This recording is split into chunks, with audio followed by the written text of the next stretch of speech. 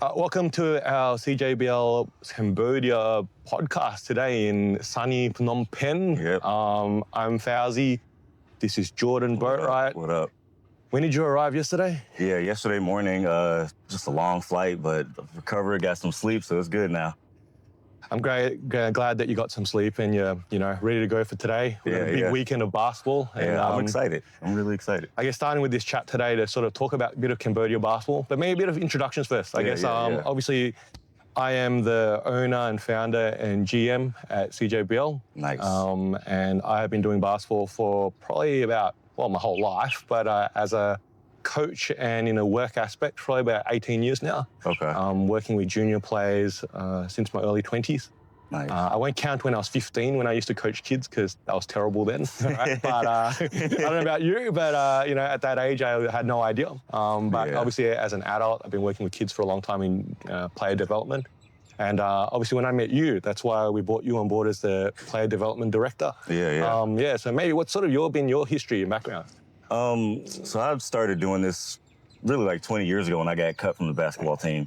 Just getting the coach's feedback, figuring out what I need to do to improve. And it just kind of made me passionate about developing.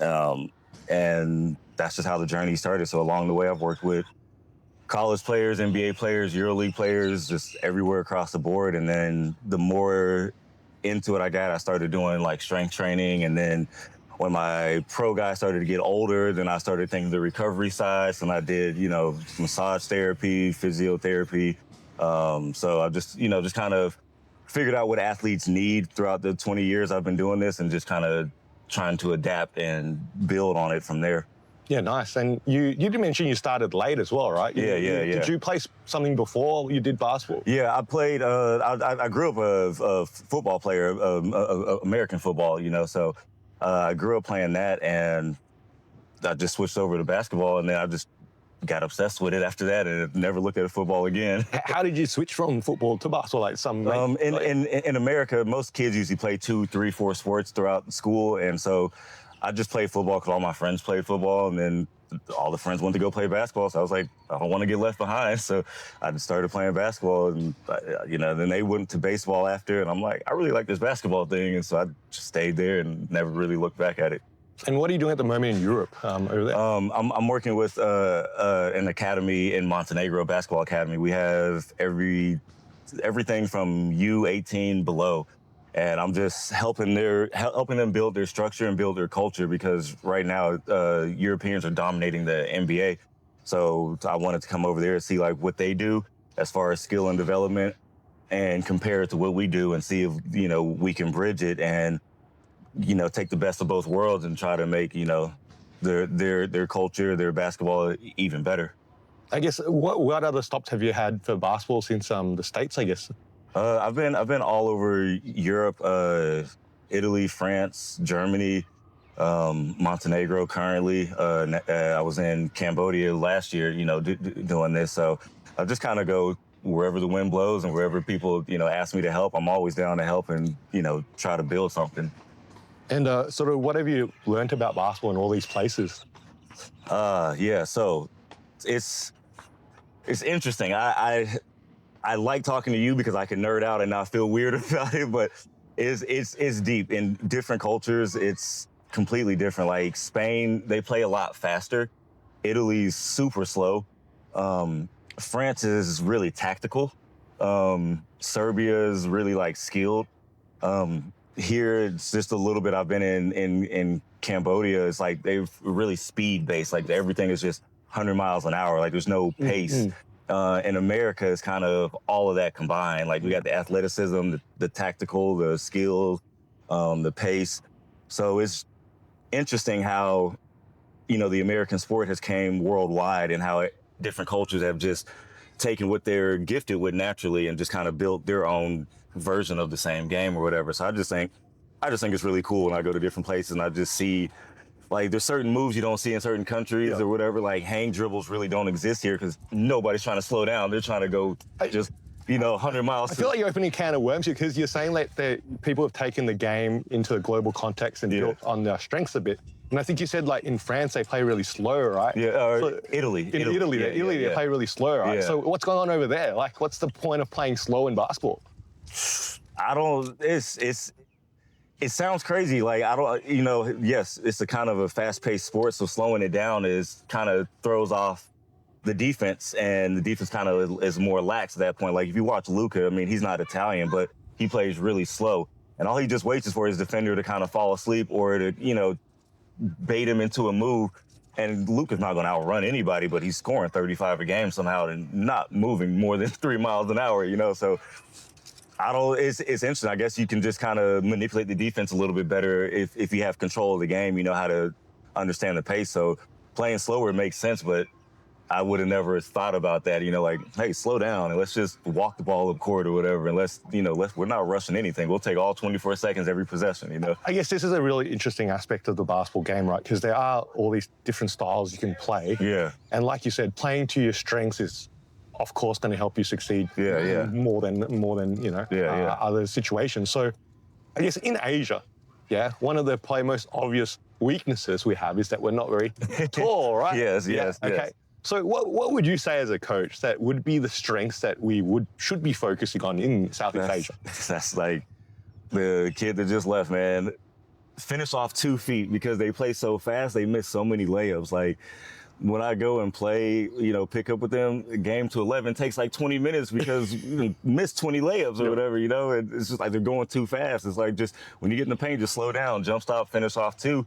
And that'll help you draw contact, finish through contact, and, just a more controlled finish rather than just trying to speed it up. And, and everybody does like these Euro steps, so it's called like the Pinoy step. But the purpose of that is faking the lob, the alley-oop pass. And there's nobody here that can really, jump like that. So they're faking the lob, and it's like you don't even have anybody that can touch rim. So they don't even understand like what they're doing. It's cool, it looks cool, and it's flashy or whatever. But as far as fundamentally sound and being efficient in scoring, that's where they've kind of missed the target on that.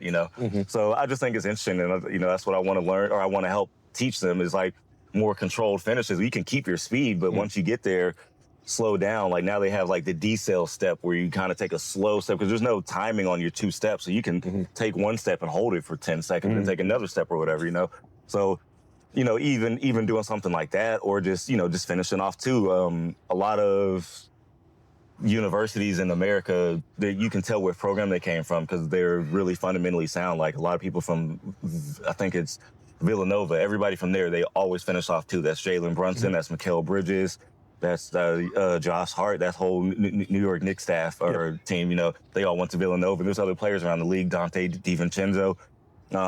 Anytime they get in the paint, it's off 2. There's a school I worked with, Moravian Prep. Their coach finishes, he's really adamant about finishing off 2. So now a lot of their kids are in college. One is a point guard for USC, and he's about my height. He might be like 6 foot, but he's not crazy tall. But he's super quick, super fast first step. He's great at finishing off 2. So he'll blow by his defender and he'll wait for him to catch up, and then he'll, get into him and finish off 2. And he's going to be a really elite point guard because of that. It's funny you're talking about finishing because it feels like a real obvious fundamental, right? So, for everything else that you do, if you run up and down the floor really fast 100 times in a game, play great defense, but you can't actually finish a bucket, then you're probably not going to have much success in basketball. They're just they're rushed. And a lot of people are afraid of contact. So they try to just get it up before the contact comes. And it's like, no, you got to take the contact. You're going to get the foul or whatever. So they try to avoid the contact, or they like step away and, do some wild finish because they're not used to the contact or comfortable with it. So, that's just another aspect. It's just those basic fundamentals is what people are lacking here. They'll just see a highlight and they'll build off that highlight and build their whole game, off of that instead of understanding the whys and the when to, do these certain things. And I guess as an overall basketball development philosophies, what do you think are the most important things for junior players to focus on that you would be coaching and emphasizing? Really just your mindset and your approach to the game. Just understanding, Rome wasn't built in a day. So absolutely.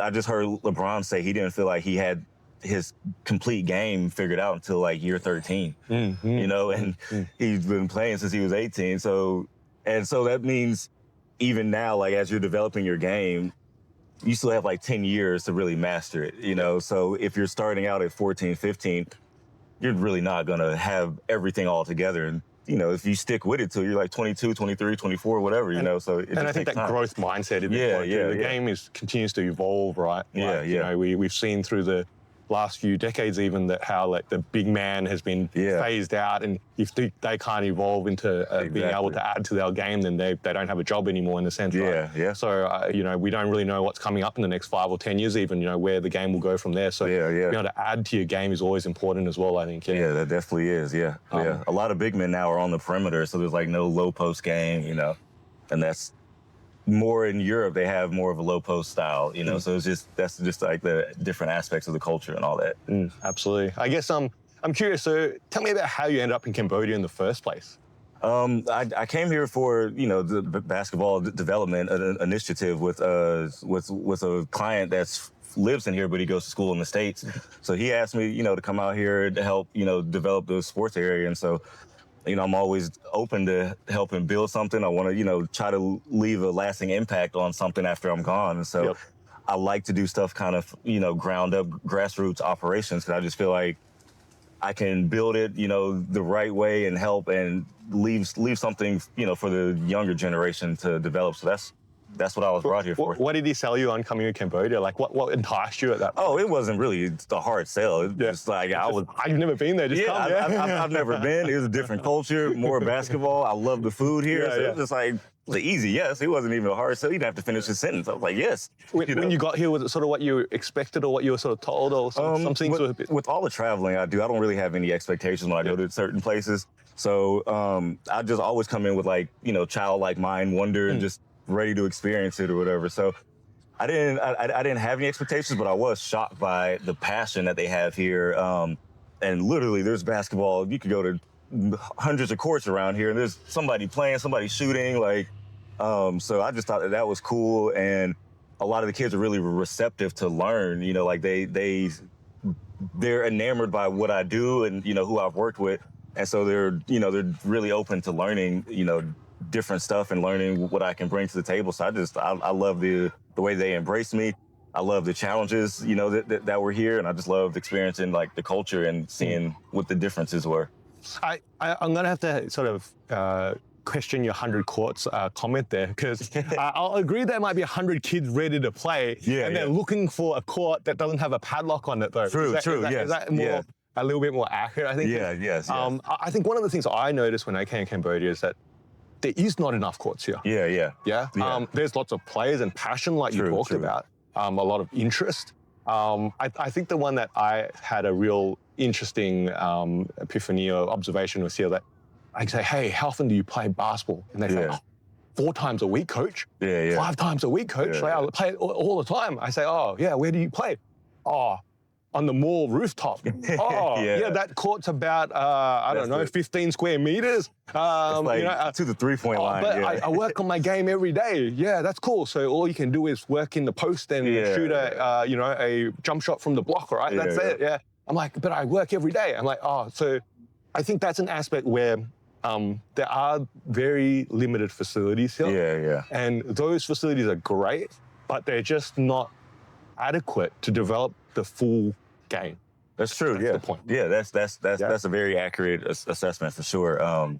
That mall court, I know a lot of people go there. I always see it all over my TikTok. But they be playing like 3-on-3 on that court. And I don't even understand. It's great fun. It's a hobby, man. There's no spacing. Yeah, and it's more of a passion project, I guess. It's kind of like you said, a hobby, because I guess they don't even know what to work on or how to work on it too. So as long as they're going there and just putting up shots, I guess it's a plus. But like you said, it's the wrong type of work, you know? I absolutely, believe it is a plus, like you said. But it's understanding that there's times when you train. There's times when you're working towards being that basketball player that you could be. And there's times where you just go, oh man, basketball's just fun, man. You're stuffing around up there. You're having a laugh with your mate to try some new moves you've never tried before.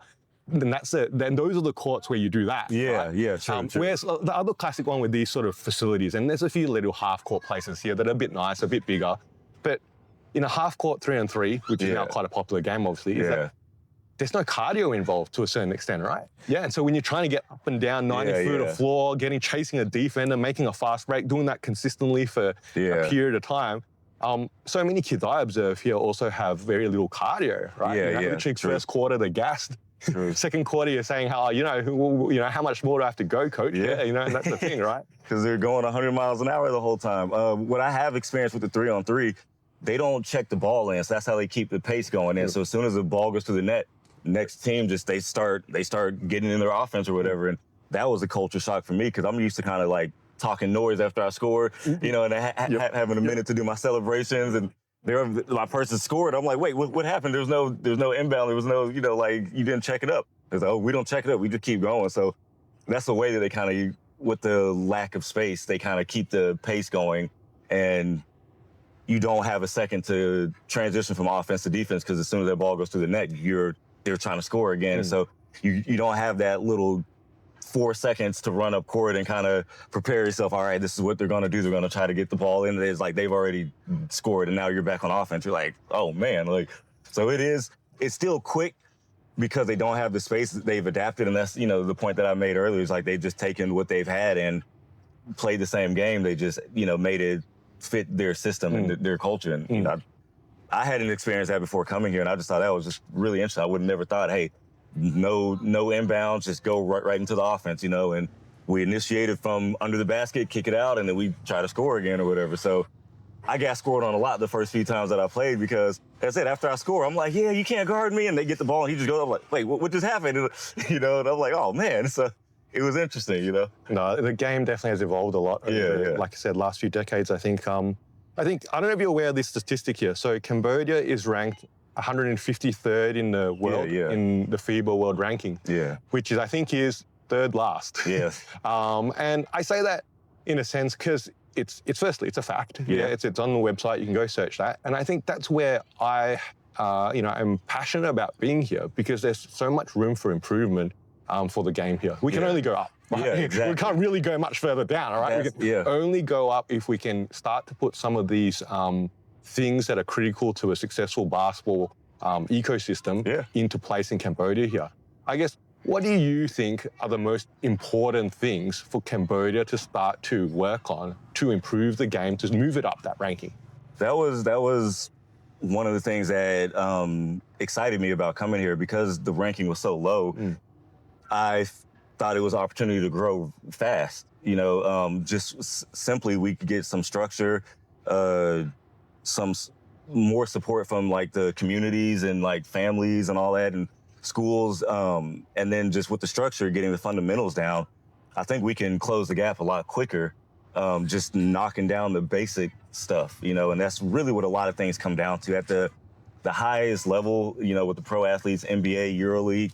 It's details on basic stuff. And that's what I've noticed is the difference in, like LeBron versus, whoever, whatever. It's just the focus on details is the small stuff. And that's what I feel is missing here. There's not much structural support and there's a lot of passion, but that passion doesn't translate to helping grow, the sport as a country. So I just feel like if we can figure out how to get structured and local support from families, whatever this local support is in this area, I think we can go up from 153 and rise up. That's right. Yeah, pretty easy because we are so low, so a few tweaks, we can at least get to 148, something like that. I love the word you use, structure there. I think as a coach, especially in the junior game, that's a huge thing that I try and emphasize. It's that organization. Yes. I think when you have a team that is well organized, successful, they are 99% of the time highly structured. Yes. You go out there, here's the scenario. You know what you're doing. This is what we do because we see this.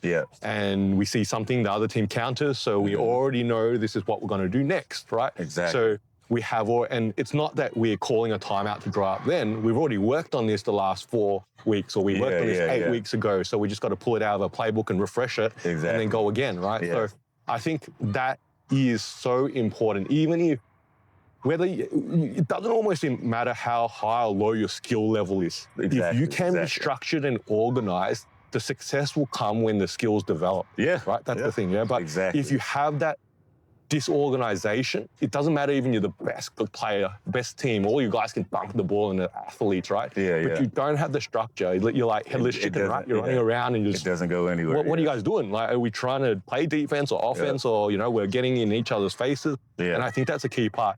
Obviously, we're going to talk a bit more about the CJBC and the junior competition later, for sure. Right? But that's obviously part of this whole plan as well, right? So, I guess, why do you continue to have an interest coming here? I know, obviously, you were here for a little while, you then went to Europe now and you're working over there. But, what keeps bringing you back to Cambodia? I'm really just trying to unlock the potential here. Like you said, with all the structure, we can really unlock, and grow what the potential is here. So that's really what it is. I like the passion that people have. I like the persistency. And so that's really what I'm just trying to do is shift people's mindset, grow the culture, have everybody kind of come together rather than competing with each other. And that's a big thing. I feel like the few gyms that are here are in competition with the other gyms instead of just coming together. It's the same sport. We're all doing the same thing. We're all trying to make the same money. We're all trying to grow the same sport. So it's like we can do this together and blow it up, you know, but people are looking at it as a competition. And so then they're trying to either get more kids in or make more money. And then they've lost what the purpose is the development and building the culture. And so that's what I want to do is hopefully I can, we can connect enough people and we can all get on the same page with understanding that the purpose is to grow the basketball here. Well, it feels like, again, a little bit of an obvious logic there. That the more basketball grows, there's more for everyone to get involved in, right? There's, it's funny you talked about the gyms here a little bit being isolated, maybe. They sort of all do their own things. And things that, obviously, when we arrived here, we came here in August. We've been here about, 5 months now, roughly. And I went and approached all the gyms. I tried to introduce CJBL, find out about their rates, how do we hire their courts, and things like that. I think the first classic one here is that gyms here, and I get the maths, they make more money if they just get everyone coming in and giving them $3 versus allowing us to book a court to actually teach kids how to play basketball. Because then, then maybe you don't make as much, right? And then to me, though, as a business guy as well, I'm like, well, then why don't you just charge me more? Right? Yeah, because you can still give me the court. You just have to charge me a bit more. Like you're just saying, every weekend you expect, 20 kids and it's like $3 a ticket, then charge it to me at 60. So you've already hit your 20. You go home and you just chill and you've given, I pay for that 60, right? They don't sort of really consider that. The other aspect that we had here, and then going back to the whole beginner stuff, it was like, I went to one of the venues here and I said, we want to teach kids basketball here. We're going to book your court for the next 10 weeks for a couple hours every week. Can we tell kids that come to this court, we're going to do these programs to teach you and all the people that arrive, right? They said, look, you can stick a banner up when you're running a session, but during the week, you got to take it home. I'm like, that's not exactly why I'm asking. We're trying to get more kids here. And the more kids here come means more basketball will grow. Then the more people that play basketball here are going to come use your gym, right? And they're going to give you that $3.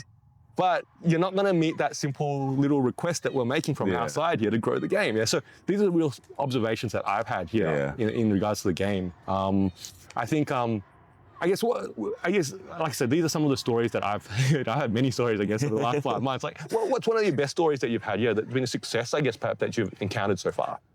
Just a small community I've built. Whenever I left for the 7 months, everybody just stayed in touch, and they were still asking workouts, sending me film, of what they're doing, and seeing what they could improve. So it's just like I said, just a passion. Like I said, people that embrace me, they really embrace me. So that's what made me just kind of warm my heart or whatever. So that's why I keep coming back, and that's why I'm passionate about helping, because I know there's a real passion here and people really want to learn. It's just, like you said, there's no place to go and learn. It's either you go play or you go and train, and the training is overcrowded most of the time, or the coach isn't even paying attention. So it's just like they're just putting up shots and just doing stuff. So, but the kids really want to learn, so all the DMs I've got, I'm like, it might make sense to try to come back and do it again, No, well, you're back, and hopefully people believe you're back, right? That's a funny story in itself, right? We've been telling people that you're coming here for at least a month now, I reckon, and then you gave me the feedback that, people don't believe I'm coming back. Yeah, I'm getting DMs, like, they're like, I don't believe it. I'm like, you literally just saw me post, like, you think I'm just at the house, like, let me make a video, tell people I'm coming back. Like, no green screen here. This is actually, we're actually, people aren't aware, we're at the National Olympic Stadium here in Phnom Penh, Cambodia, all right? So, that's so funny. This is why we picked a spot. I said, let's pick a spot where, people go, they're in Cambodia, because we're talking about basketball in Cambodia, right? So I even posted on my story this morning, because in Montenegro, I'm by the sea. So every morning when I take my walk to the gym, I post a video of me walk to the gym so you can see the mountains, you can see the sea. So my walk to the gym this morning, to see like the streets and the people riding in tuk-tuks. So I was like, this doesn't hit the same or whatever. So it lets people know I'm actually here and all that. So we'll see what the feedback here is. I guess on the other side of that situation, I guess, the time that you were here, because you were here about a year, was it? Yeah, it was about 8 months. Did you have any sort of really poor experiences in basketball? Yeah, it was just, just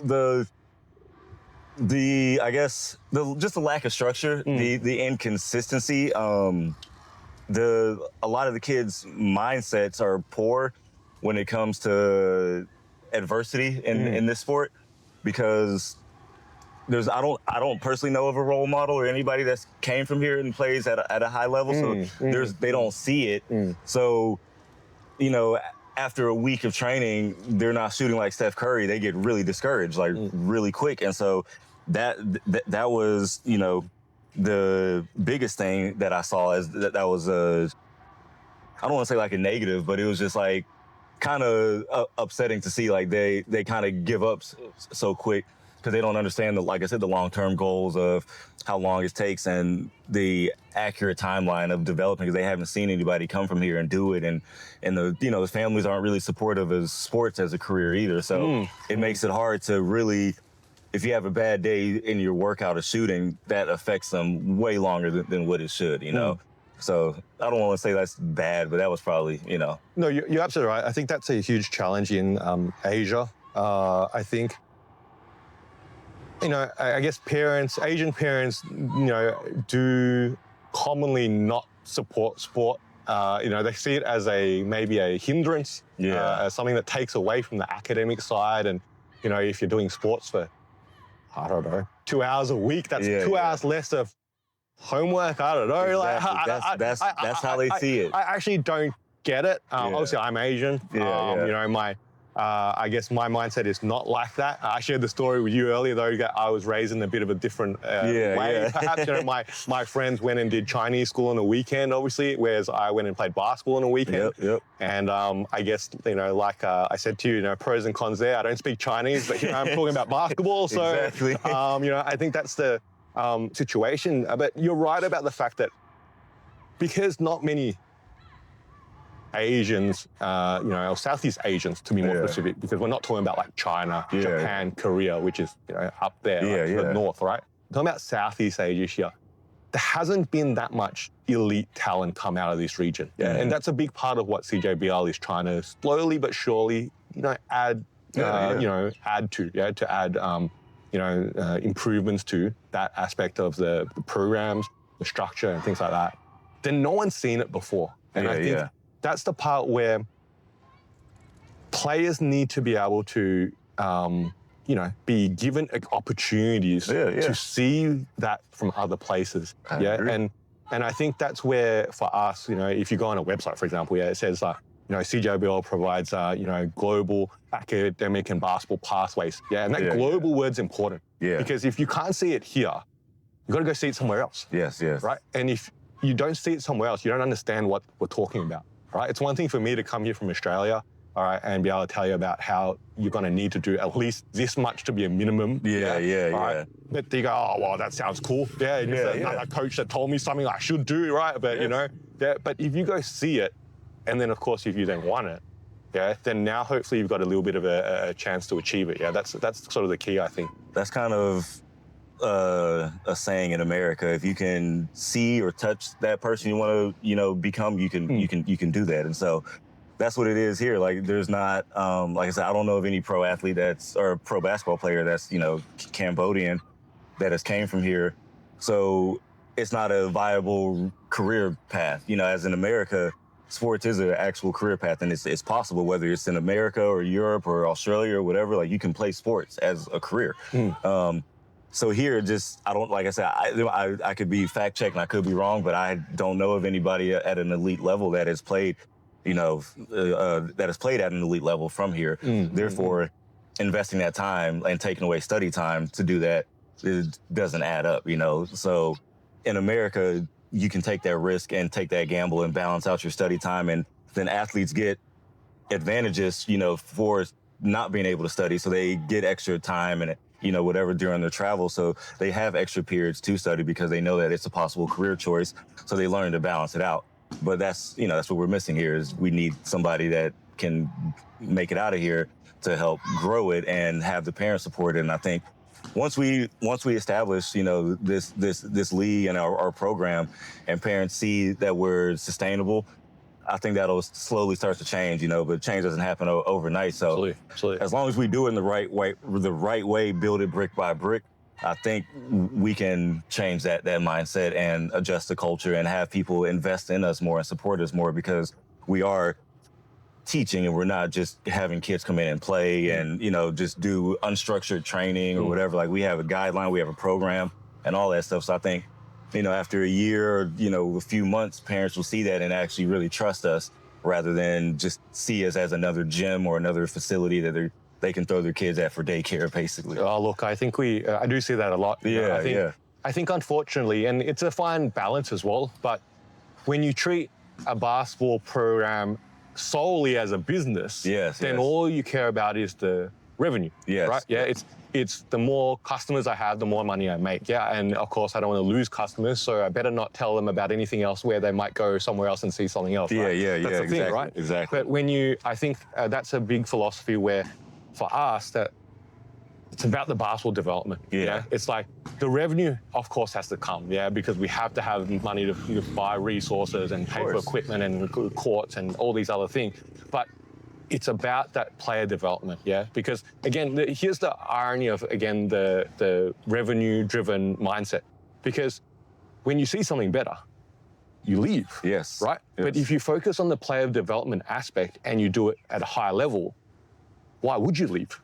That's the point, right? And in fact, at that point, whatever you charge as a price point becomes less relevant because you already have the best program, right? That's the thing, right? So I think that's where I think a lot of basketball people that try to run businesses, and don't get me wrong, they probably make a lot of money, and that's good. I'm happy for them. But they don't really grow the game. They don't grow the game for the betterment of the game, and they, it just doesn't really help the player in that respect, because of course, usually the reality is that they work with a very small team, perhaps even just a single coach. And I've seen players work, especially in Southeast Asia, for a coach like the whole junior, like 10 years literally. But guess what? That, as we already know as coaches, means literally this player only has the knowledge of a single coach. Right? So unless this coach knows everything in the world, right? They only have the knowledge of a single coach. And I think that's the biggest thing about basketball development, is the variety of coaching knowledge. They take something from Coach Jordan, they take something from, Coach Fau Zii, they take something from other coaches that come and do stuff with them. And some of it, you don't like it, you discard it. Some of it doesn't work for you. But that's part of junior development. That's the reality. I agree. That's a perfect. You said it perfectly. So I think in regards to the work that a junior player needs to put in. Maybe to look at your American, sort of how you guys obviously have very good basketball players, right?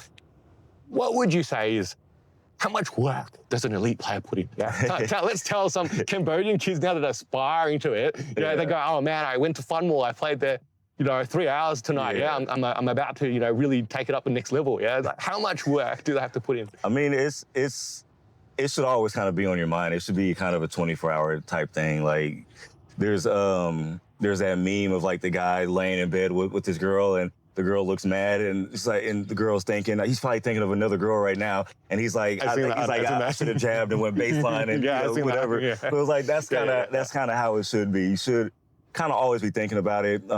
When you play, you should challenge yourself to step outside your comfort zone and don't do what you're good at, work on your weaknesses. But a lot of egos and, things affect it. Like, they don't want to lose. They don't want to lose the ball. They don't want to look bad.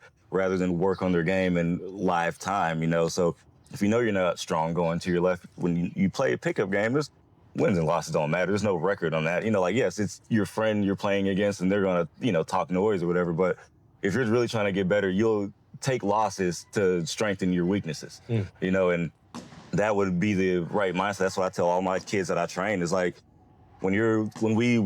training shouldn't be your only time that you play or whatever. You need to go out and play. Like me growing up, I never trained. I just went to different courts and I played with older people. I literally would like Google courts and gyms and I find what time they play and I go to a different court every day. I even some of my pro guys, when we all were in Atlanta, like the first couple years of playing professionally, we go to different like LA Fitnesses and Lifetimes and just play against different talent. Reps, just getting reps up, man. And so we would work out, you know, focus on what we're developing, then we go and just play against people who didn't know us, so they were playing us hard and all that stuff, so we could focus on what we need to do. And there's no refs, so I told my guys, like, you don't call fouls. Like, we're going to play through that, because in Europe, they play really physical, you know, and then in the NBA, certain people get a lot of fouls, you know, so I don't want to get used to you getting fouls when you're not going to get that call. So it's just working on your weaknesses, and that's what a lot of people are uncomfortable with, stepping outside their comfort zone. It's an interesting aspect here as well, because I think in Southeast Asia and in Cambodia, kids know if you study hard, right? If you study really hard, you do all this work, you then go do your exams, you get a good score, then you open up all these academic opportunities, right? And I guess parents drill that into their head, and teachers do, and so on and so forth. But the interesting part is that they come to basketball training and then they cruise. Like, what's going on here? Like, you get the concept that if you study hard, you achieve more, but then you come to training and you cruise and you achieve about cruise mode, right? So what do you think's going on there? So I've had several conversations with a few kids about this. For one, they don't want to look bad in the workout. And their goal, a lot of kids' goals when they work out with me is to impress me. So they want to do stuff that they're good at, and they want to kind of look cool doing it. And I'm like, well, you wasted your money and my time, because you're supposed to be developing. So the development isn't cute. It isn't cruise control.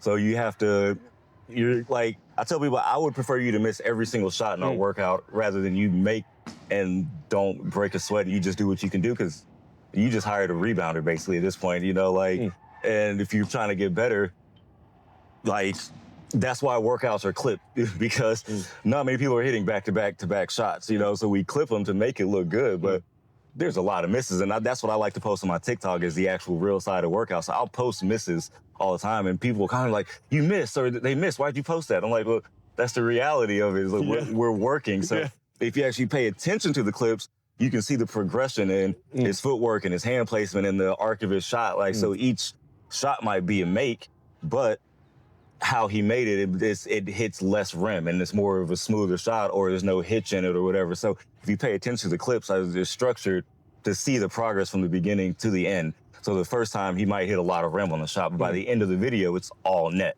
you know, and then you can, if you really just want to study it, you can see what he did kind of differently, or it looks a little bit more smoother, or, you know, he's not bouncing into a shot, he's more kind of running into it and it's more just smoother. So it's just their mindset and them not understanding. So do you think that comes back down to confidence?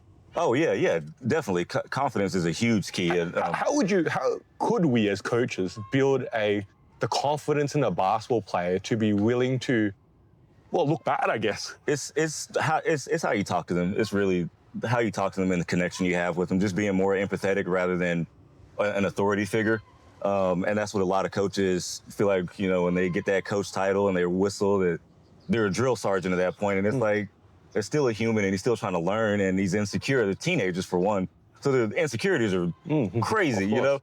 So then you're coming in yelling at them and they look up to you, and that makes them feel inadequate almost. And then they lose confidence, or the drive to even want to work hard, because you're not as encouraging, you know, or you're trying to be more stern, and you have to build a safe space for them to mess up. And that's like one of the biggest things I say. We're going to have fun and we're going to miss a lot of shots and all that stuff, but we're going to work hard or whatever, you know?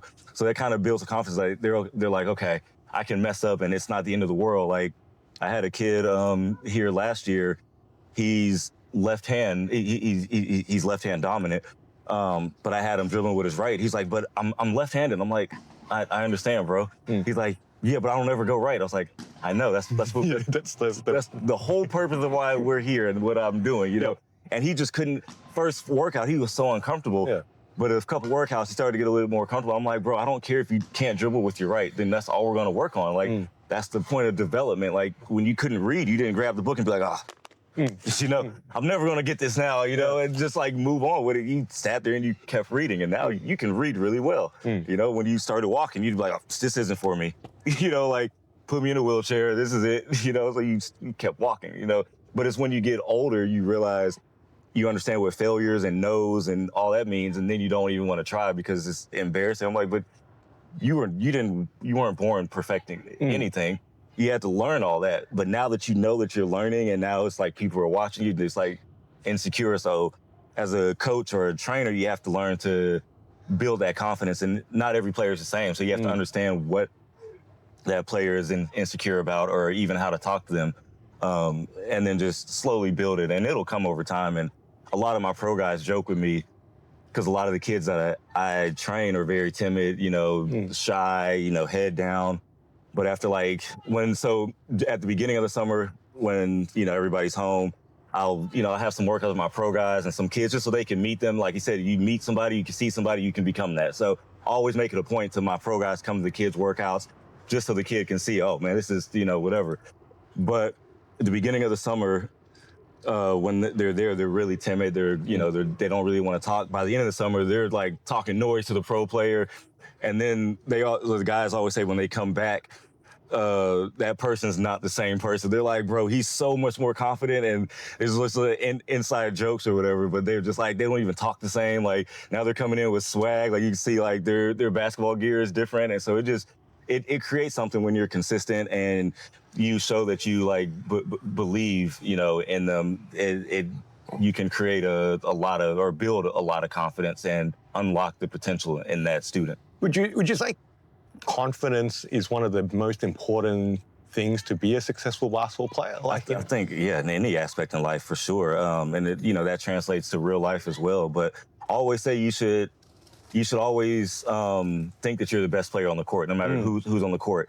And when I say that, I can hear their mind. They be like, I'm not the best player. Then it's like, you have to fake it till you make it. It's that mindset. Yes. Though, right? I love that you actually brought that up, because I don't know about you when you were younger and playing back then, but I know when I was playing in high school and stuff, man, I would come to a court and I'd look at everyone, I'd go, man, you guys are all just terrible. I gotta kick all your asses right now, okay? And maybe that's not the facts. Yeah, that's not the facts, but that's me. It's up here, man. And that's the thing, right? I think, and look, honestly, as a teenager, I never really thought that much about mindset, right? How many teenagers do, right? Exactly. But again, that's probably an aspect of, you have to be able to, try to develop that.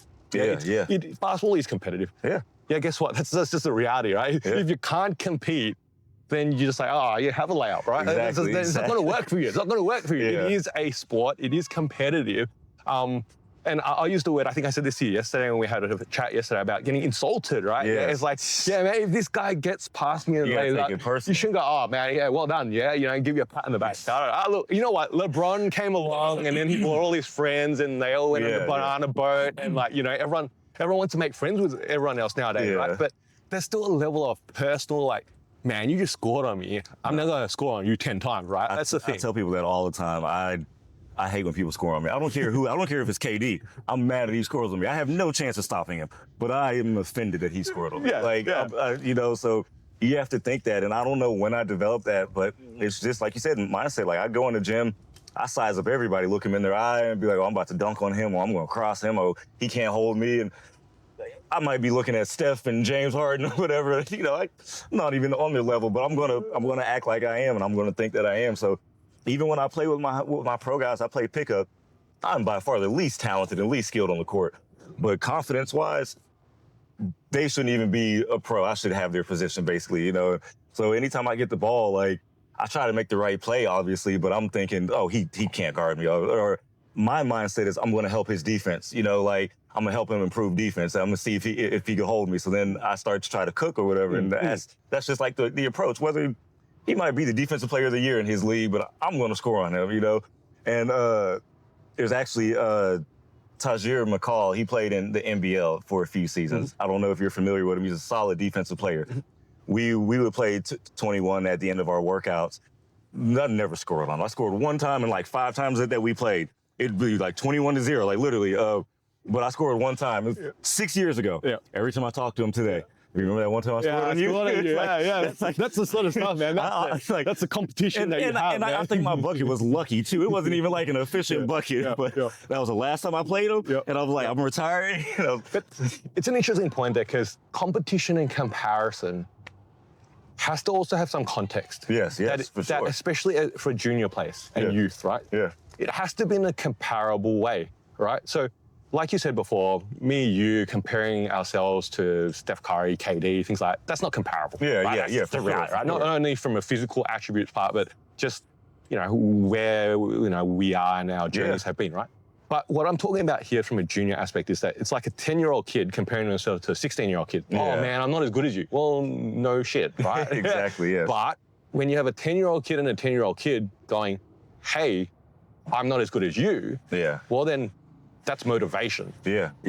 Because then this is what we're looking for as coaches, I think, that this translates into starting with training sessions. Yeah, it's like, it's not just in a game, this kid scores, gets past me, scores, and I'm insulted and I'm upset, I'm competitive. It's that in a training session against peers similar age to me, I want to kick everyone's asses in these drills. I want to grab every rebound. I want to be able to, win the scrimmages at the end of the training session. I want to be able to get through as many reps on the drills that the coach is giving me and things like that. And when you're doing it against like-minded and similar, comparable peers, then you're in the right spot. Yes, definitely. Yeah, because you're now evaluating yourself as where you should be. And I think that's a part in Southeast Asia, for different reasons, it can be challenging, because we do have, big participation numbers. Maybe one of the things is because we group kids together.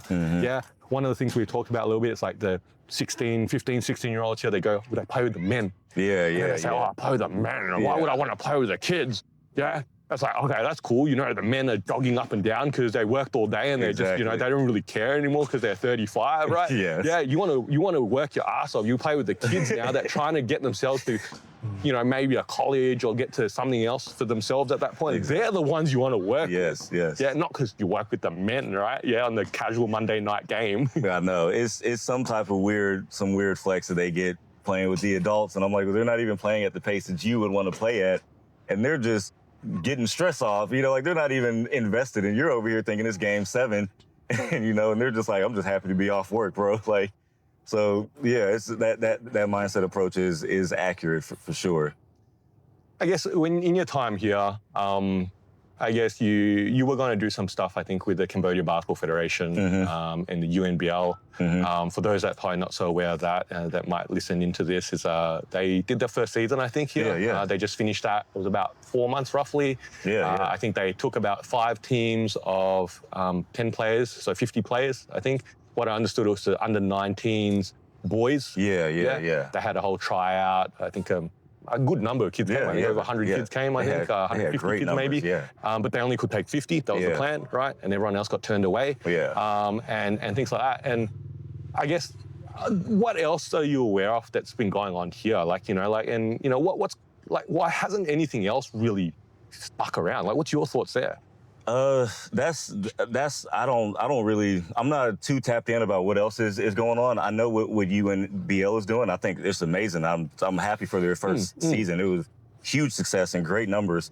But I think a lot of people haven't stuck around because, like, the timeline, it's a long game, right? Rome wasn't built in a day. So to teach structured basketball, build the fundamentals, the teenagers are usually kind of past that phase. So I think people kind of miss the target. You need to go like the 10-year-olds, 12-year-olds, like the early 13-year-olds or whatever, and build the structure that way. But can't teach an old dog new tricks, So trying to, instill structure and new fundamentals into somebody that's 18 and they've been playing for 10 years already. And a lot of the egos are inflated here, so they don't really want to learn much more outside of that. I think that's why a lot of people haven't sustained, because they haven't understood the format exactly, like what is needed and how to approach it. And it gets twisted into the business and the money grab, or just trying to reach a quota rather than understanding the objective, like keeping the goal the goal. So I think what UNBL is doing is just a basketball league, from what I understand. But I don't know if there's any training or teaching or developing within their programs. And it seems like they're more going just to build like the basketball leagues around here, so it's more respected. Like I think they're trying to do rankings and, you know, trying to build so when you walk into a game, you know, like that's the number 3 kid or whatever in the nation or something like that, from my understanding. I could be completely wrong, but that's what I feel like is what they're trying to build, similar to what like OTE is in America, just a hub for the elite kids to, like a stepping stone, you know, that they can kind of come here, get the exposure, and possibly go bigger. That's my understanding from what they're doing. So I think with other programs to try to do something similar, but just hopping in as a foreigner and trying to get people to commit, a lot of people aren't going to be receptive to somebody who's not from here, you know, trying to build something, and then there's not much structure in it. So I think that's one of the reasons. I think, you know, structure takes time. Yeah, exactly. Yeah, I think, you know, phrases like Rome wasn't built in a day, or if you look at any like tall building that goes up, doesn't happen, you know, overnight, right? It doesn't happen in a week. Hell, it takes a long time, right? Yeah, and it's also a lot of people involved in that. There's a lot of people involved. A team of people, structure, and support. And in basketball and in sports, structure comes with growing pains. Yeah. I think the classic one here is zone. Zone. We're gonna get all fired up about zone now, because zone's easy, right? Hey, go back and go block up the paint area, put your tall kid in the middle, just don't let them come in the paint, and we'll just wall them all off. Yeah. And sure, that works, especially at under 12s, right? Because no one can shoot at under 12s. Yes. Because to break a zone, you probably need somebody able to, you need to be able to space and cut and shoot and slash, right? And 10-year-olds can't do that, right? Yes. So you put your defenders all in the paint, and you win a game. Right? You win lots of games probably, right? But then your player goes from that to, and then they're 15, and they start playing other places that can shoot, and then they go, hold on, now we're not winning as many games, right? Yep. And the global game, that's the thing, right? Basketball is a global game. Yeah, and something that I think in Southeast Asia, one of the things is that even if you're one of the best teams here, one of the best players here, and we talked about ranking just before, mentioned ranking. Where do you rank in the world, though? Yeah, exactly. Where do you rank in the world? Yeah, exactly. You could be number 1 here in Cambodia, but where do you rank in the world? Yeah, are you in the top 100, top 1,000? Yeah. Top 10,000? Yeah, that's the key, right? Because, and don't get me wrong, having small successes is great and it's good. You know, it keeps you motivated, keeps you working. Yeah, but understanding what's the next step. What's the next step? Yeah, like there's at no point, even when you make it to the pros, right? And I'm sure we've had, we know many of these players as case studies where they made it. Yeah. But then they didn't stick around. Yeah, exactly. Right? Yeah, because it's like, and that's the thing, right? It's like, oh man, I won the school championship. Yeah. Big fish in a small pond. Correct, right? And it's like, is that your ultimate goal? Yeah. Like, oh, well, if it is, then cool, well done, right? Yeah. Okay. And it's great. Don't get me wrong, it's an accolade that you can look back on and really enjoy when you're older, right? But is that what you're trying to get to? Like, and to me, the goal of a junior player is maximizing your potential. Yes. Yeah, maximizing your potential. Now, here's the funny thing about potential. As much as we can evaluate it, one can never truly understand it. For sure. Right? And to then be able to find the players with potential is inclusivity. Yeah. It's like, if you want to come and train, then come. Yeah. Right? That's the key, right? I think one of the things with UNBL that was a little bit surprising to me was all the kids they turned away. Yeah. Like, you've brought them all here. I get your format can only take 50, but is there no like development opportunity for the other 100 that got cut? Yeah. Like, do you see what I'm trying to say? Yeah, I get it. And that's to me is a big part of what CJBL is trying to work on. It's like, and that's part of what the CJBC has. For example, a lot of kids say, oh, if I sign up and pay, what if I don't make a team? And I'm like, and you know that every kid makes a team, right? And I said to you, and when I heard that, I thought that was awesome. I think that's cool. There's always going to be a kid that's ranked 1, and there's always a kid that's ranked last. Yeah. That's life. That's true. life, That's right? true. Yeah. And whether you rank 1 or you rank last in sports and in many things in life, it's actually that you're there. Yeah. Right? You're part of this. Exactly. You're being involved. And guess what? The kid that's ranked last, you can only move up. Yeah. Right? You know, you keep working over the next 6 weeks with us in this first pilot season, for example. Yeah. If we ranking you in a sense, and we look at it after 6 weeks and you've gone from 30 to 20, that's huge. Yeah. You know, you're actually getting better. Yeah. What if you did another 6 months of training? Yeah. Now maybe moving into the top 10. Yeah. Who knows? Yeah. Right. And that's potential. Yep. That's called potential, right? And that's the key. And I think there's only so much you can sort of evaluate sometimes as a coach. Yeah. And when we want to grow a sport, we talk about growing basketball predominantly, as a primary goal. It's that inclusion, the inclusivity and the inclusion of everyone that wants to play. I agree. And I think the beauty of that, and I think that's the part in Asia where I think it's often challenging, is that because we don't have much participation levels, because we only want to take the best. It's only for the top 50, right? Okay, is that we then find it very hard to balance competition play. Yeah. Right. Okay. So and when you have only a small pool to work from, it's always going to be in balance. But when you have more to work from, more players to work from, you can now start to balance them better. You guys are the development group. It's okay. Everyone starts it. Yeah. You're going to work together, because we talk about the peers again. Yeah. Because now you're getting your wins with your players that have only been playing basketball for 6 or 12 months. Yeah. Right. Yeah. Then you obviously got your mid-tier. You've got your players that are probably better, but perhaps they've been playing for 3 or 4 years. Yeah. In that sort of sense, right? Again, we talked about comparable peer, mindset where 10-year-olds and 10-year-olds. But again, the reality is that they're not always the same. Yeah. Some kid has been only doing it for a month or a week, and some kid's been doing it for 2 years because their dad's a basketball head, right? That's the point, right? And if you then compare yourself that way, you go, oh man, I'm so bad, I better quit. Doesn't work either. That's the point. You need to put yourself in the same group going, I've been doing this for a month with my other guys, players and teammates that have been doing this for a month.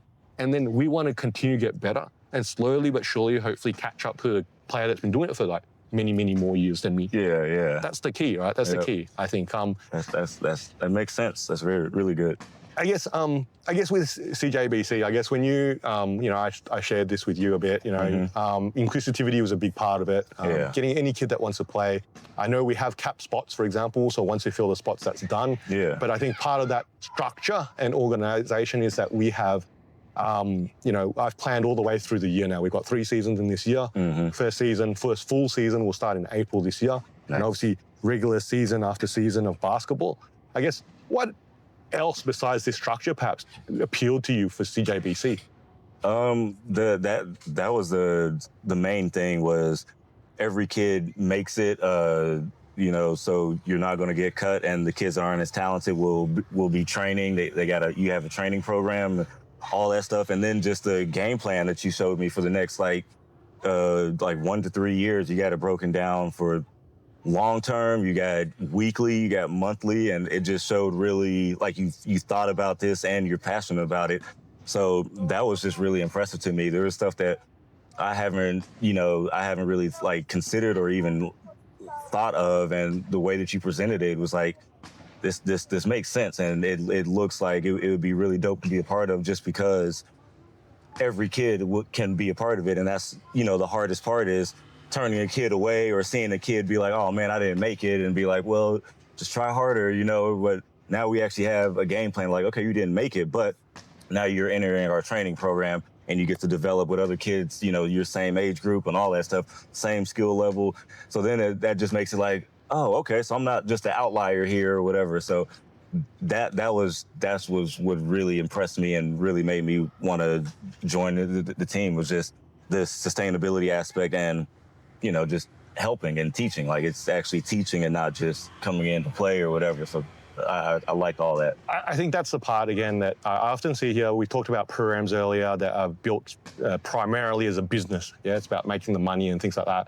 And there's only so much you can train, right? Yeah. It's like programs are generally built on training. And then I know a lot of them sometimes do a little bit of a trip somewhere, maybe. They do a tournament or they might make a trip to a neighboring country, which is really cool. It's great experience. It is. But it's still a lot of a train for 10 weeks, 12 weeks, do a trip for a weekend. Yeah, exactly. And I think that's where CJBC with us here is that, and we know this in America and in Australia and in Europe and other these places that have basketball that are top 20 countries in the world. Yeah. We train every week. We play every week. Yes. Hell, we train 3 times a week. We play twice every week. Exactly. That's 5 days a week done. Yeah. And then the other 2 days, we're going to go play our pickup games at the mall. And on the blacktops and the playgrounds and stuff, because that's what we do, right? And that's called 7 days of basketball. And that's why we are in the top 20, right? That's right, because we have the players that do that and the programs and the structure that encourage that and provides that opportunity. And I think that's not available here. And I think with the schools, for example, you know, a lot of the international schools and private schools here, they do basketball. But of course, as any school should rightly do so, they share the syllabus with other sports, right? So they share it here predominantly in Cambodia with like volleyball and soccer as well. So it's basketball is just 1/3. It's 1/3 of the annual calendar, right? And that's cool. But then it means 2/3 of the calendar is that kids do something else. And if basketball is the sport you're focusing on, it's not enough. No. It's not enough. Not at all. It's not enough, And I think that's some of I continue to connect with some of the expat community here as well that have grown up in Australia, US and other places, of course. And we know this, because we've seen it. And hopefully this is an aspect where we will get more of this community joining in too, because now in Cambodia, starting here, of course, and hopefully in other places in Southeast Asia, CJBL gets into those spots. We want to be able to create the same sort of level of competition and the level of organization and structure that can slowly over time promote the talent that is there. So why do you have a tryout and a draft then if everybody's just going to make it? So I think, again, with the whole talent perspective, we talked about how comparable talent has to sort of work together, right? I think results are important, right? You know, when we play sports, and especially with kids, when you lose by a lot, you get discouraged. In fact, when you win by a lot, you actually get bored. Right? Exactly. It just doesn't work, right? And there's no perfect formula for sport. You're going to get blowout. You're going to get, and you're going to have wins and losses. You can't have a draw every single week. That just doesn't work. Everyone's happy. We all got a draw. And actually, no one's happy, right? Because no one won, right? So the point here is that by being able to invite as many kids and being inclusive to come participate in our program, and then obviously being able to distribute and draft the talent, allows us to hopefully create the most balanced teams possible to get the most closest and competitive games. I think that's the key. I think you know as a coach that if every game in a perfect competition was, say, within 10 points, right, then you're going to have a real competitive game. Like you're fighting the whole game because you're still in it. You can still win it. You can still lose it. You're going to keep working. But when it's a blowout, man, you're the better team, sure. But now you've taken the next 3 quarters off. Right? Because you're already up by 25 points after the first quarter. What's the point? What's the point? You can go home and go, man, I got some highlights and I scored 45 points. Cool. But as a player development perspective, doesn't really do that many favors, especially if you're doing that consistently. Right? That's true. That's the key. What exactly is this first season about? Like, what all will be a part of that? Like, as far as training, games, like competition, like what is that about? So this first pilot season starting actually this weekend, we will have training and tryouts for 2 weeks. As you know, all the coaches have been briefed on. Then we've got 4 weeks of games. And this is a pilot season, so it's a real short sample. It was a like, you know, hey, let's get a smaller amount of kids in and let's just give them a taste of what it is. Because you know what's going to happen here, right? FOMO, right? And then we start getting more socials and people start to see our live streams and our TikToks and all this sort of stuff, right? That we're going to be able to get more kids that go, hey, this is pretty cool, right? Because a lot of kids still are like, what is this? Right? Because it's never really happened before, right? You know, not on a consistent basis, right? It's like, well, and so that's part of the plan. That's part of the plan and once we finish this pilot season in the start of March, the first season will kick off in April, and that will run for about 12 weeks. And that will be a full 12-week season. And there'll be more spots opening up too. That's the key. Okay. Oh, that's interesting. Okay. So you mentioned briefly you're building your own like basketball venue. Why not just like partner up with a previous one and do it that way? Like that's what I see other leagues are doing or whatever. Well, I think I shared with you earlier the story about some venues are really challenging to work with a little bit and taking bookings too. Yeah, those are private venues. I think a lot of the schools here also have a lot of a busy schedule, right? Okay. If the venues don't already have basketball or school commitments or volleyball or badminton or something else, right? That's true. Yeah, I forget about that. Then again, you're sort of always sort of second in line. Suddenly the school goes, oh, I got a school event. We have to cancel you this weekend. You're like, okay. So I guess that's why we have found ourselves a warehouse, which you'll get to check out soon. Is that available for this pilot season? Is that open? So they'll be available hopefully for season 1 in April. Season 1, okay. Yeah. So, okay, in April. Yeah. Okay. So once we have our facilities, it means we can ensure the consistency of what we offer, right? That's the thing. We can ensure the consistency of what we offer in regards to scheduling. We don't have to rely on obviously other venues to be available on the dates and times that we need and things like that. And also importantly, that we can equip it with the things that we need. Right? That's the thing too. That I know a lot of venues here, the private venues don't have scoreboards. And things like that, right? And I've never understood that. Like what? No. That doesn't make sense. You don't need a scoreboard to play 3-on-3, right? With your mates, right? So things like that, of course, not all the venues are equipped in that sort of sense. And part of our goal with our own venues is that we can bring in training equipment too. We can bring in training equipment. And just keep it there and not have to... Correct. Like, keep your banner up. Keep the banner up. Tell people about it. That's helpful, right? Exactly. And you talked about contact earlier, man. We need more bump bags, man, in town, right? Bump bag. I want to really push every kid to the floor and tell them to get up, man. Like, I feel that's one of the keys here. Exactly. And, if anyone ever yells out foul, I'm like, I don't hear you. Like, it's like, and as a coach, man, I don't know about you, but as a coach, players always look at me and go, that was a foul. You do a drill, right? That was a foul. Like, do I look like a ref? Exactly. Like, Exactly. Did you hear me call a foul? Yeah, because if you didn't hear me call a foul, then we're playing on, right? So I think that's an aspect, again, of when we have our own facility, we can then bring in our own equipment. So is this strictly basketball, or are we doing volleyball or badminton like at the other gyms, or is just... So we are 99% focused on basketball. I'll say that, I'm with it. Man, look, I like other sports. Don't get me wrong. For sure. I was like, we talked about badminton. We talked about pickleball. Have you ever played pickleball? I've never played it, but it's crazy in America. Like the obsession is... I feel like this year, 2026, I'm going to learn pickleball. That's not my goal, right? I haven't played it. I have not played pickleball. I haven't played it. But I want to learn it, all right? It's intense. And maybe I'll get into pickleball. Maybe that basketball gym will then turn into a 1%. Let's play some pickleball on a Wednesday night because it's good fun, man. But look, it is primarily custom built for basketball. We're going to have, of course, the rings around the side of the court. For extra shots up. We've got, I think one of the keys as well here is that it's full size. Nice. Full size FIBA regulation court.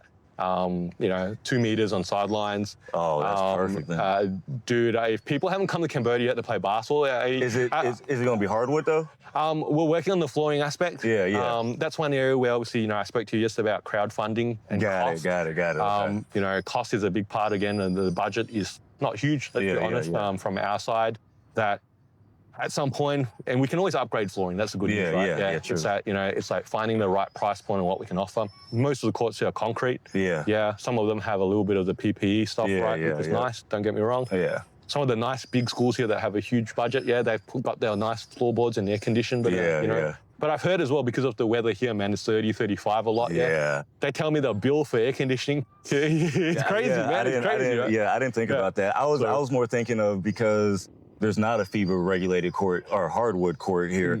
And if bigger programs want to come and support, that's going to be the main thing that they look for, is a FIBA regulated hardwood court. So we can definitely upgrade the court, as you said, but just having the FIBA regulated 2 meters and all that stuff, that already, it puts us on the right, path to success. Are girls included in the season, or is there a expansion part that they're going to be included later? I know they're a little bit slower to hop in and all that. Yeah, girls are definitely a bit more challenging sometimes for participation. Yeah. On Thursday, we got the girls' camp that you're going to be running on Thursday night. And that actually is free for girls to really just encourage them to come down and join in. We do have a growing number of girls that want to play basketball. But again, it's just finding the right fit. It's all about the right fit. When are you free? Where can you get to the play? You know, how much can you afford? Right? These are things. And we obviously have a coordinator in regards to the Swish team. Something that I was speaking to her recently about. I think girls are also a little bit, they like to be a bit more hands-on and things like that. I know some of the girls that I've talked to, they go, oh, coach, I don't really like the jersey colors. They don't really suit my, you know, skin. I'm like, yeah, okay, that's cool. It doesn't bring out their eyes. Yeah, I get it, okay? And I guess, you know, with guys, man, here, chuck this on, let's go. We're on this team, right? That's it, yeah. So, and I get it. And so with the girls, some of the other things that we're working on is that, you know, well, if that would make things move along a little bit, why don't you assist us with some of those things? You can give us feedback on jerseys and colors and things like that.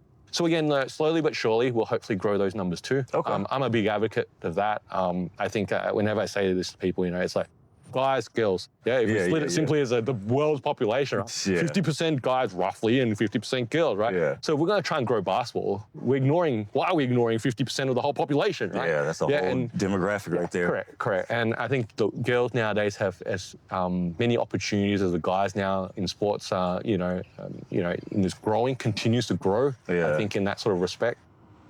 And to work in sports, you know, doors continue to open for girls, I think. And it's just those that are willing to sort of step out there and be involved, I think, you know. And I think CJBL definitely can sort of offer those opportunities, I think, you know. It's not just in here, then other places in the world as well, That's cool. So this Thursday, free girls camp. Thursday is a free girls camp. Nice, okay. I'm looking forward to that. That's cool. So I think, was there anything else that we wanted to cover here? I think we were going to move through and talk about a lot of these things. Actually, I got one more thing to cover. Having a quick look at my notes here, okay? What do you think about 15-year-old kids playing for money? What do you mean playing for money? So I come here, man, and I go, hey, we're going to run a competition. They say, is it a cash prize? Wow. In Australia, I don't think I've ever played for a cash prize. I can't. Maybe like a shirt or something. Just bragging rights. And I think that some of the things here, you know, that I think it's a mindset. We talked about mindset earlier. I think basketball for youth and juniors has to come from within. You just want to play. I agree. You just want to play to play. What do I get out of this? You get to play. Like you're charging me to play this competition. So, you know, what will I receive every week? You receive basketball training and a basketball game. Exactly. Right? And what do I get at the end? Well, you get to play a final, I guess. And if you make the final, we'll have medals and things like that. But sorry, we don't have a cash check for you. Under 15s, okay. Like if you're good enough, perhaps one day you could earn a living from it, right? That's true. And the other tournaments out there that if you continue to improve your game here, you could enter private competitions that have cash prizes. That's cool too, right? But I think that's an aspect here that, you know, kids sometimes I've observed, have been really wired with all these little pop-ups that have come in over the years. Prizes, right? But the prize is that you get better. I don't know, that to me is what it feels like the prize should be, right? I agree, but I don't understand these kids' mindset. I've never heard of that. Like, I'm kind of still processing all of it. I'm trying to think when I was that age, I don't think that ever crossed my mind. It was, what do I get out of it? It was just, who are we playing against? How often? Like, bet. Like, I don't know. I'm different, but I can't even really process. I don't even know what to say, man. That's interesting. I think that's so that's part of one of our challenges against the CJBL and the CJBC. Actually, when I was here last year, we were playing with Coach Ant and his team. We played in some tournament and we got a cash prize, and I was just like, "This is cool." Like I didn't even. It was only like $50 or whatever, but I didn't know about it at all. So when they handed it to me, I was like, "For what?" It's like, oh. Well, this is awesome, but it's never. That was, oh, cash here. Cash is king. Don't get me wrong. I love cash, true, right? But I'm not 15. Does. You know, everybody does for sure. But for that to be the motive, I don't think that's the right approach for sure. I think that's the point. The motive. I think when it's simply cash for junior basketball. Yeah. Has skewed the perception of how basketball should be approached. That's the problem in the States going on right now. Yeah, they get paid so young, and then it kind of derails their potential in their career because now they're just chasing the check rather than the development. And I'm not saying anything is wrong, but that's just that's what's going on in America with a few athletes and few big names and chasing checks rather than just focus on developing, or they want followers and social media and rather than, improving the game and going through that trial or whatever. But yeah. Well, if you're simply chasing the cash, then when there's opportunities there that are not cash related, you don't sort of identify them. That's the key, right? Exactly. I know, for example, for us, one of our challenges that our program to a certain extent is going to be repetitive. Yeah. Our program is structured. Yeah. Our program is you're going to play. Yeah, you're going to train. You're going to play. You're going to win. You're going to lose. Yeah, and then we do it again. Yeah. And then as you get better, we incrementally, increase the development. That's the key, right? That's the whole key, and that's how it should be, right? Yeah. And then part of our prize, so we do have a prize, right? We added for season 1 that the winning under 18s team will go to South Korea for a basketball tournament. Yeah, that's cool. So, I don't know about you, but I think that's pretty cool. Yeah. But I think that's still more value than $50. Same here. I want to go to South Korea. Yeah. And more importantly, it's aligning with the CJBL goals here of showing this audience and these players here what the bigger world is. Yeah, because when you go to South Korea, which is not too far from here, which is why we picked that as a spot to go to, is that guess what? They're really passionate about basketball there too. Yeah. And they do it actually quite well there. Yeah. Okay. So hey, if we compete there, you're gonna see the level of competition there. And where it is outside of Cambodia, right? In that sort of sense. And it's more basketball. That's the key again. Yeah. Again, we're staying with that more basketball. It's a grind, man. It's a grind. You just gotta keep doing basketball until you get good enough to be able to then take it to those levels where now you can start to, achieve things like getting a salary, getting a job. And if you could work in basketball, as an adult, I think that's what everyone sort of aspires to as a basketball player. Right? I wish I want to be pro one day, isn't that? That's what we all said, right? Yeah, and we were like, teenagers, wasn't it? Exactly. Yeah. So that's awesome. Yeah. Well, look, I appreciate your time, obviously, for this chat. And, we had a lot of birds spectating. I know. And flying around everywhere. The court hasn't even opened up yet, but, we didn't get any basketball players turn up. I don't know about you, man. Like, we were talking about passion and the work that we put in. And you said earlier, when we came here, we said, it's pretty hot here, man. Like, I don't know, it's like 30 degrees now, 31, 32 maybe. And, like, who's going to work here? Exactly. You know what? Yeah. I was the sort of kid that would work here. Oh, definitely. And that's the point, right? Definitely. That's the point. Yeah. Okay. In Australia, summertime, man, 30, 35, man, at that point of the year, man. And I would go to the blacktops like this, the public courts in Australia, and I'm probably the only kid there. Yeah. Like, I'm sweating my ass off, man, and I'm putting up shots. Yeah. And these are the things that, where's that kid? Yeah. Where's that kid? But firstly, guess what? We actually got to open this court. Yeah. We got to take the padlock off this court, right? And allow a kid to come here. Yeah. And if we find a kid now working now in the 32-degree heat at about, what are we now? Yeah. 12 o'clock in the middle of the day. He's locked in. That's the kid that we say, for sure. You're the kid that we can do something with. Yeah. Because we know people, not just here, but also other places in the world that can help you get to where you want to get to. Yeah, definitely. But that's what we're looking for. Yeah. And that's what we're looking for in general, that the kids that don't make those excuses. Yeah. That it's hot. Yeah. I like it's how rainy. you worded that. Yeah, I'm tired. Yeah. Oh man, I broke my nail. Man, I got a cut. Yeah, I got knocked down. My feelings got hurt. Yep. Yeah. All right, they're the kids we're looking for. Yeah. Hopefully we'll start to find some of them. They put it as a priority rather than a hobby, basically. So that's it, man. Hey, look, appreciate your time, man. It's good. Great chat, and hopefully those that are listening to this, got something out of it. Yeah, I hope so. And those that want to support what we do here, click on the link or wherever.